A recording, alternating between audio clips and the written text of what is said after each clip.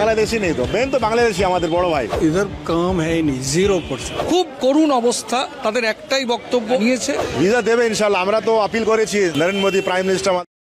কথায় আছে খেলায় পড়লে নাকি সিংহ গাছে ওঠে। ছাত্র জনতার গণ অভ্যুত্থানের পর বাংলাদেশিদের শিক্ষা দিতে ভিসা নিষেধাজ্ঞা আরোপ করেছিল ভারত, তবে তা সরাসরি নয়, আনঅফিশিয়ালি বাংলাদেশিদের ভিসা দেওয়া বন্ধ করে দিয়েছিল ভারত। তাদের দাবি বাংলাদেশের নিরাপত্তা পরিস্থিতি নাকি ভালো নয়, অথচ ইউরোপের বিভিন্ন দেশ এমনকি আমেরিকাও বাংলাদেশিদের জন্য তাদের ভিসা কার্যক্রম সচল রেখেছে। নিরাপত্তা একটা অজুহাত মাত্র, বাস্তবতা হলো ভারত বাংলাদেশিদের শিক্ষা দিতে চেয়েছিল, কিন্তু ফলাফল হলো উল্টো। ভারত ভিসা না দেওয়ায় বাংলাদেশিদের কোনো ক্ষতি না হলেও কলকাতার দাদাদের অবস্থা খারাপ হয়ে গিয়েছে। বাংলাদেশি পর্যটক না পেয়ে এখন রাস্তায় ফকিরের মতো বসে গিয়েছে বললেও হয়তো ভুল বলা হবে না। বাংলাদেশিদের পক্ষ থেকে নয়, এবার কলকাতার দাদারাই দাবি তুলেছে বাংলাদেশিদের ভিসা দেওয়ার জন্য। এ নিয়ে কী বলছে পশ্চিমবঙ্গের দাদারা, আসুন তা দেখি। सब खूब खराब, लोकजन नहीं तो कस्टमर नहीं, फाका बाकी पूरा बांग्लादेशी नहीं तो मेन तो बांग्लादेशी हमारे बड़ भाई इधर काम है ही नहीं 0%। ও ভাড়া দিতে পারছে না, বিক্রি তো কম হয়ে গেছে, তাহলে ও ভাড়া কি করে নিজে খাবে, না হলে ভাড়া দিবে, এই জন্য যে ভাড়া নিয়েছে ও দোকান ছেড়ে দিচ্ছে। যেখানে 10টা রুম 15টা রুম থাকতো ওখানে 2টা রুম আছে। প্রায় মোটামুটি 20-25 বেশি হোটেল বন্ধ হয়ে গেছে এরিয়া। ধরুন 2টো করে সারাদিনের গাড়ি যায়, তোর মধ্যে ধরুন 30 জন যাত্রী ধরে রাখেন। স্বাভাবিক সময় তো আমরা 6টা করে গাড়ি ছাড়তাম। ঝাঁজ আছে বাট ঝাল নেই, বিক্রেতা আছে ক্রেতা নেই।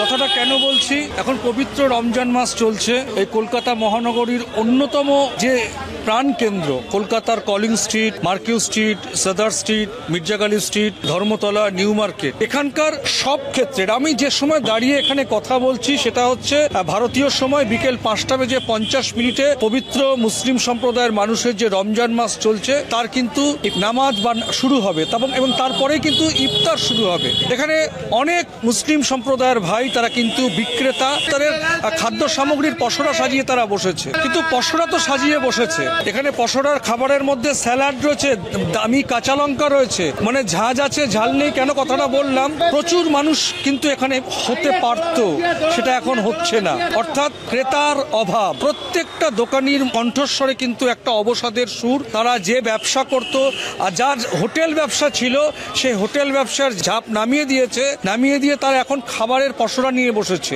তাদের মুখের থেকে সরাসরি জানা যাচ্ছে যে 200 টাকা 250 টাকা লাভ করতে পারলে কোন ক্রমে পেট চলবে।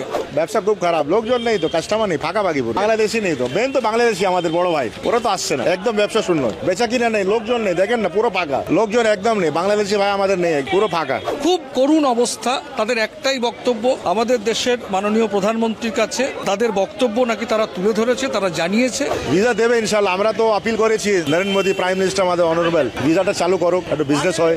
কোনো মেডিকেল ভিসাকে দিয়ে দিচ্ছে ভিসাটা, বিজনেস ভিসা দিয়ে দিচ্ছে, কিন্তু ট্যুরিস্ট ভিসা কেন দিচ্ছে না এটা কিছু জানতে। আরে লোক তো লোকই আছে তো, কিন্তু পর্যটকের ওপর নির্ভরশীল এই অঞ্চল সব ক্ষেত্রে, মানি এক্সচেঞ্জ, পরিবহন ব্যবসা, হোটেল, জামা কাপড়। আমরা একটা দেখলাম যে আজকে একটা পরিবহন ব্যবসার দোকান আর তারা একটা জামা কাপড়ের দোকানে পরিণত হয়েছে।